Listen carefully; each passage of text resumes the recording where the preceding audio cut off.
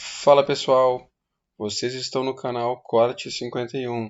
O link do episódio completo está na descrição do vídeo. Agora, bora pro corte. Tu acha que a Lava Jato, ela cometeu, ela não é nem cometeu erro, mas você acha que ela deu brecha para que fosse questionado no futuro algo que, sei lá, a condução coercitiva não era um instrumento que a Lava Jato poderia usar? Esse é um bom ponto, porque Ótimo, de claro. várias formas eu vi essa... Sabe o que parece? Assim, um cara leigo como eu. Parece que você estava com muito sangue nos olhos. E eu entendo o sangue nos olhos pra pegar esse cara corrupto, entendeu? Só que talvez nesse sangue nos olhos vocês acabaram... Cometendo uns excessos? Tipo... Eu tô perguntando. Perguntando, exato. Claro. Talvez o Igor mencionou da Condução coercitiva. Exato. Eu vi essa ferramenta sendo usada de modo político, na minha percepção. Como você vê? A Lava Jato, ela nunca ultrapassou a barreira da lei, mas a nossa interpretação da lei de Ministério Público. É uma interpretação da lei institucional, defendida com argumentos sólidos, mas visão de Ministério Público. Se você usar a visão dos advogados, aí a Lava Jato está toda errada desde o dia 1, porque eles vão querer anular tudo, eles vão ter vários argumentos para anulação. Agora, a gente sempre usou uma visão do Ministério Público, uma visão que pudesse ser defendida nos tribunais com uma grande perspectiva de sucesso, porque lembra que a tendência é a gente perder nos tribunais. Lembra que a gente tem uma chance aí de 10% de ganhar quando você tem meio a meio. Agora, a gente usou sim. A gente foi até o limite da lei em vários momentos. Foi até o limite da lei. Porque se a gente não fosse, se a gente não usasse, se a gente não desbravasse novos caminhos, a gente não ia ter sucesso. Essa era a história. Então, a gente usou colaborações premiadas intensamente. A gente usou cooperação internacional intensamente, mas como a gente entende que devia ser feito. E dentro dos limites legais da nossa interpretação do Ministério Público. A gente foi questionado em relação a alguns pontos. Por exemplo, condução coercitiva. A votação que proibiu condução coercitiva no Supremo Tribunal Federal foi de 6-5. Ou seja, gente, é uma questão razoável. As pessoas discordam, o direito não é matemática. Não é porque o Supremo reverteu o entendimento que está errado. Aliás, eu acho que a gente devia ter feito. E fez. E fez em relação a todo mundo. E aí o pessoal reclama da condução coercitiva do Lula, mas não olha para o fato de que essa foi a condução coercitiva número 118, mais ou menos.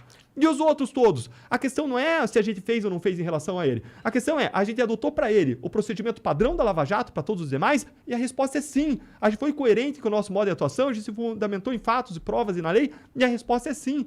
Esse é o ponto.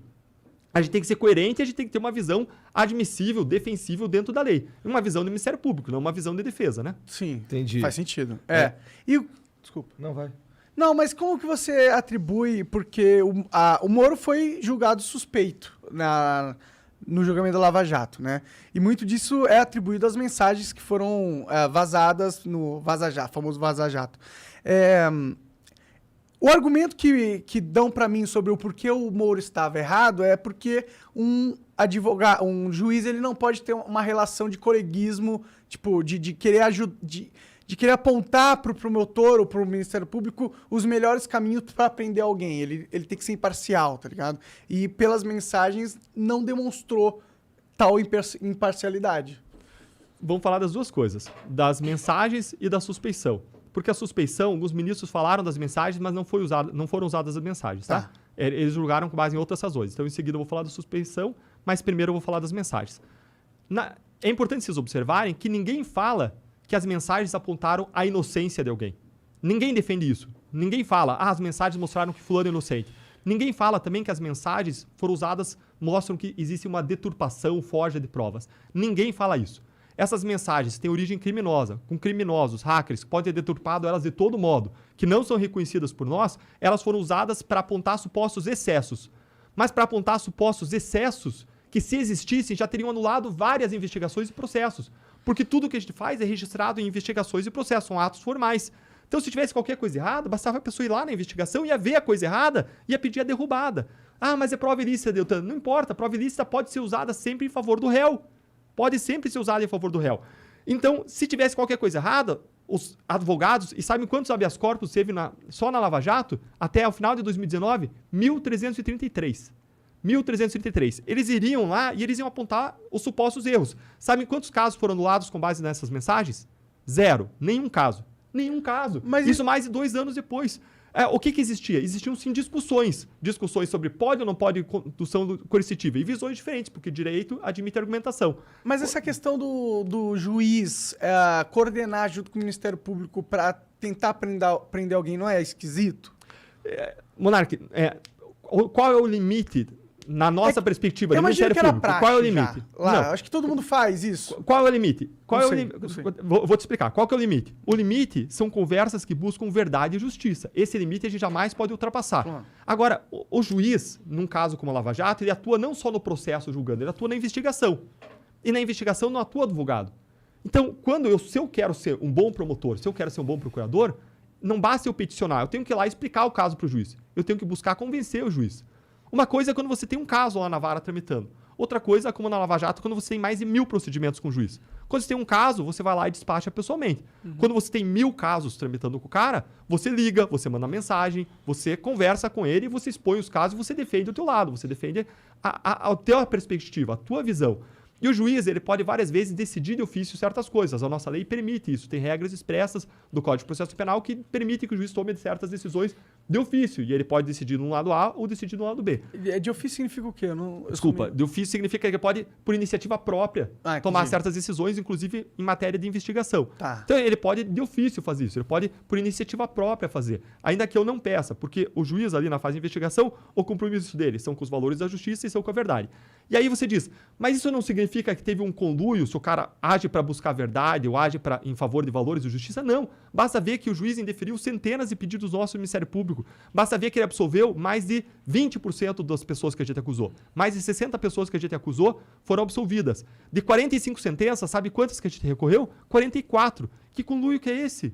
Que conluio que é esse que o cara absolve mais de 20%, que a gente recorre de 44, de 45 sentenças e mais. A maior garantia da independência e da atuação imparcial do juiz é a fundamentação de cada decisão em fatos, provas e na lei, e ele usar uma interpretação uniforme da lei nos diferentes casos em que ele atua. E isso aconteceu na Lava Jato? Sim, ninguém nunca apontou incoerência. Agora vamos para o caso da suspeição. O que alegaram no caso da suspeição? Invocaram algumas decisões para dizer que o juiz era suspeito. Que decisões? A condução coercitiva do Lula. Mas espera aí, gente. A condução coercitiva aconteceu não para o caso do Lula, aconteceu para 117 antes. Foi uniforme, então não é o caso do Lula, é todos, então. Talvez eles pudessem argumentar que pelo status do Lula ser um cara famoso, ex-presidente, não sei o quê, ele tinha... Um espetáculo midiático. Ele tipo... É um outro peso. Eu concordo, na verdade eu concordo com esse argumento.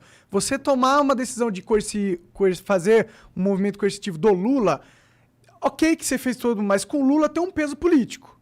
Isso existe. Eu Monarca, entendo. Qualquer um tem um peso político. E se você não faz, também tem um peso político, porque você não fez. Mas você acha que, por a exemplo, gente tem que seguir o padrão, a gente tem que ser Estados coerente. Unidos, os caras iam fazer um negócio coercitivo com o ex-presidente assim? Eu não acho que eles fariam, tá ligado? Os Estados Unidos, eles são mais firmes do que nós. Sim. Eu não sei se lá tem condução coercitiva, mas eles são mais firmes do que nós. Eles vão e fazem o que precisa ser feito de modo muito incisivo e muito firme. Sim. Agora, a questão é, você quer que eu trate as pessoas com 2 pesos e 2 medidas? A gente quer criar uma caça de aristocratas e pessoas que estão acima da lei? Não. Esse cara é muito importante pra gente fazer a condução coercitiva. A nossa posição foi uniforme. Fez pra 1, fez pra 2, entendeu? Eu entendo. Fez pra 3. Mas essa aqui foi a nossa posição. Aqui é argumente que não era necessário, entendeu? Tipo, que ele não iria sumir do planeta, Mas o Lula, tá ligado? Mas a condução coercitiva não é pra você prender a pessoa pra ela não fugir. A condução coercitiva é pra você levar as pessoas pra ela prestar esclarecimentos naquele momento das buscas e pressões, pra evitar que ela ajuste versões, pra evitar que naquele momento ela faça algum ato que turbe provas. Então, ela tinha uma razão específica, a gente aplicou isso em relação a todo mundo que era investigado e em relação ao qual existiam provas mais consistentes. E era uma medida menos grave do que a prisão. Se você quer que a pessoa não turbe provas, você pode pedir uma prisão temporária. Mas se você pede uma condução coercitiva, ela é menos gravosa e ela atinge objetivos semelhantes. E vocês fizeram no aeroporto e tal. Cara, isso eu ia falar. Foi feito no aeroporto por quê? Pra ser mais discreto, pra não levar o cara pra delegacia. Pra levar pra um lugar mais protegido, um lugar mais discreto. Como é que isso foi parar na mídia? Porque eu acho que foi isso que fudeu, né? Eles vazaram, porra. Acho que o Lula não ia vazar para os jornalistas? Existe um interesse Mas tu partidário avisa ali. antes, vou te levar tal dia. É assim que funciona? Não, você chega lá pra fazer a busca e apreensão e você convida a pessoa pra ir. Se a pessoa não vai, você conduz coercitivamente. Nesses casos, em geral, as pessoas decidem ir. Nesse caso, inclusive, eu acho que a pessoa decidiu ir. Acho que o ex-presidente decidiu ir, concordou em ir. Sim, ele não porque foi politicamente pra ele era vantajoso. Porque ele ganhou politicamente, sendo... Tipo, eu entendo que era a decisão certa, se você tá sendo pragmático e tal, mas pra Lava Jato, eu acho que se vocês tivessem feito diferente, talvez vocês tivessem... Monarca, é mas custoso. também, Claro que é a gente tá no IC ali também, Tem gente que vem e me fala assim, o erro de vocês foi ter ido além do PT. Vocês acham que o erro? Claro que não, a gente tem que fazer em relação a todo mundo. Sim. Veja o PSDB, tem gente que fala, protegeram o PSDB, protegiam nada. Lá no Paraná, a gente pegou o ex-governador do PSDB. Lava Jato São Paulo pegou um ex-presidenciável, José Serra, né? Investigou e acusou ele. A investigação relacionada de Brasília pegou o ex-presidenciável Aécio Neves. E por que Curitiba não foi além e pegou outros casos do PSDB? Porque o Supremo restringiu a Lava Jato em Curitiba à Petrobras. E Petrobras, as indicações foram feitas por PP, PT e PMDB. Por isso que ela se concentrou mais nisso. Entendi. Mas a Lava Jato em Curitiba tinha jurisdição também sobre o território do Paraná, então pegou um ex-governador do PSDB. E várias empreiteiras que colaboraram apontaram várias pessoas do PSDB. Agora, essas investigações foram espalhadas pelo Supremo para o país. E aí o pessoal fica olhando se a gente fez ou não condução coercitiva, em vez de reclamar de todos os outros lugares que não aconteceu em nada. Que não deu em nada. Sim. O Supremo que não deu em nada até agora. Tem 2 réus condenados e um morreu. Sim. Então, você tem todos os outros estados que receberam investigações da Lava Jato e não deu certo por quê? Má vontade? Não, porque o ambiente é árido. Você planta a semente e ela é seca, ela morre com o sol, não tem chuva, não tem água. O ambiente é árido para desenvolvimento de investigações anticorrupção. A Lava Jato é uma árvore frondosa no deserto, que conseguiu criar um clima para se desenvolver, mas isso é exceção, não é a regra. Com certeza. Eu acho que a Lava Jato pode ter tido vários problemas, mas o maior problema foi ela ter acabado. Eu concordo. Esse foi o maior problema. Concordo. Ela tem que ser uma política de Estado, casos como a Lava Jato. Sim. E aí, como é que foi decidida a suspeição do Moro? Com base na condução coercitiva, com base no fato de que foi divulgado aquele áudio entre ele e a ex-presidente Dilma. Agora, de novo, foi o padrão da Lava Jato? Você pode até questionar nosso padrão. Mas o padrão da Lava Jato era, uma vez encerradas as medidas que precisavam ficar em sigilo, você cumpriu a busca e apreensão, você dá publicidade para aquilo. Até para você submeter o escrutínio. Não teve caso mais público do que a Lava Jato.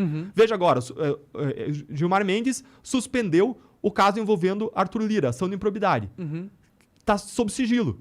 Gente, qual que é a razão para estar sob sigilo? Não é coisa da vida privada. É investigação de desvio de dinheiro, de corrupção, o que for, é improbidade administrativa. Isso tem que ser público. Eu quero saber. Eu quero poder debater publicamente. Deve ou não deve ficar em sigilo? A Lava Jato sempre fez e submeteu o escrutínio, deixou público. E o padrão foi a publicidade. E se aquele diálogo foi deixado público, é porque sempre que você encerrava uma medida, se tornava pública. Então, você pode questionar o nosso padrão.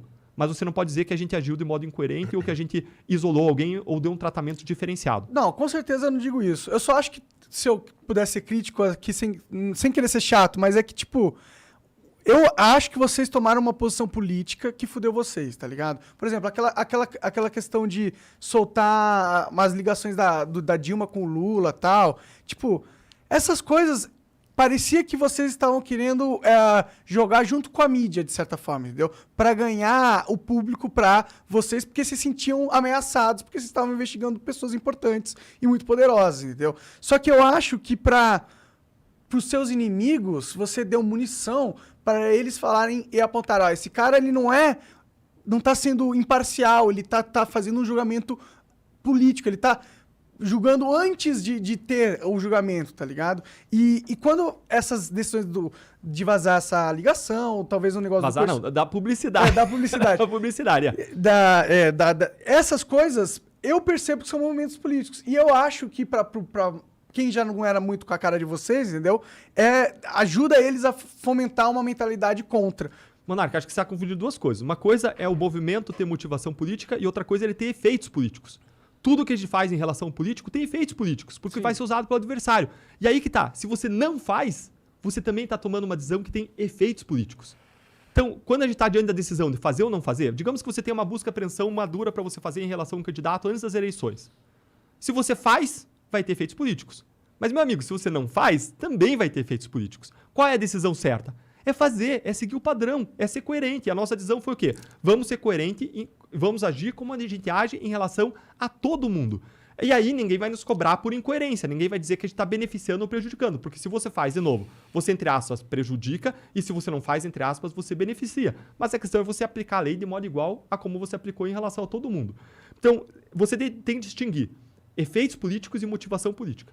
Nossa motivação sempre foi legal, jurídica, embasada nos fatos, nas provas e na lei. Agora, os efeitos políticos sempre tem. E tudo que a gente produz nesse ambiente intoxicado da política é usado como se fosse uma pedra por um adversário para atirar no outro, politicamente. Agora, a gente não é responsável pelos efeitos políticos. E você tocou num segundo ponto bem importante, só para completar. Um segundo ponto bem importante. Várias vezes vocês buscaram o apoio da opinião pública. A gente buscou sim, porque se a gente não tivesse buscado, meu amigo, não tinha existido o Lava Jato, tinha parado lá no ano 1. Então, a gente buscava, sim, o apoio da opinião pública, a gente dava publicidade, a gente achava que a sociedade merecia saber, merecia vir à luz. Tem um juiz norte-americano que fala que a luz do sol é o melhor desinfetante contra a corrupção. Então, a gente seguiu esses princípios e, mais uma vez, a gente pode ter errado em algum momento? Cara, a Lava Jato pode ter errado, mas se errou fazendo aquilo, a nossa interpretação da lei, com a melhor das intenções, e porque a gente desbravou. Sempre que você for desbravar qualquer área, você está fazendo uma coisa que ninguém fez até hoje. Vocês estão fazendo programa. Vocês não erraram em nada? Vocês não podiam ter feito melhor em nada?